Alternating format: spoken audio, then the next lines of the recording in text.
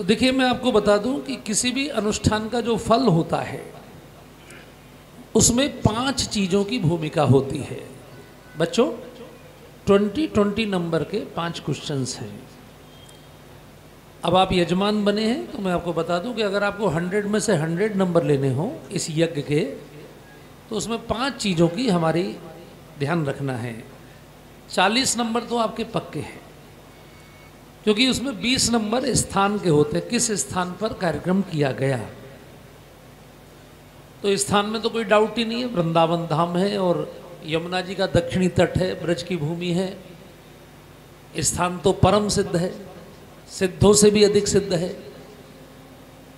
दूसरा काल होता है, टाइम, कौन से टाइम आपने चुना। हालांकि डेट पर कई बार डिस्कस हुआ, लेकिन ये वैशाख का महीना ही होना था।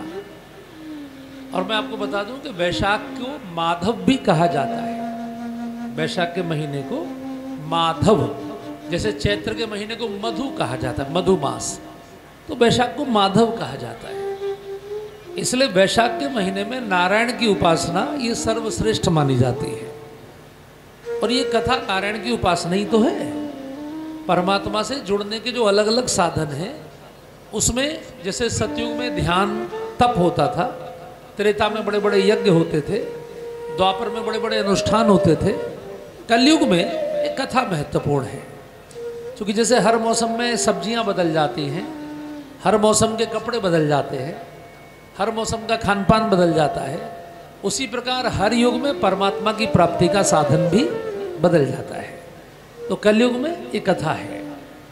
तो ऐसे पवित्र समय में, यानी वैशाख के महीने में ये आयोजन हो रहा है। तो काल के 20 नंबर और स्थान के 20 नंबर ये पक्के हो गए, यानी पासिंग मार्क्स तो हो गए। अब अगले जो 20 नंबर हैं वो आपकी भावना के हैं। ध्यान रखिए, भावना मीन्स आपके अंदर की जो इमोशंस हैं। और इमोशंस के बारे में कहावत है कि emotions are the by products of the relations.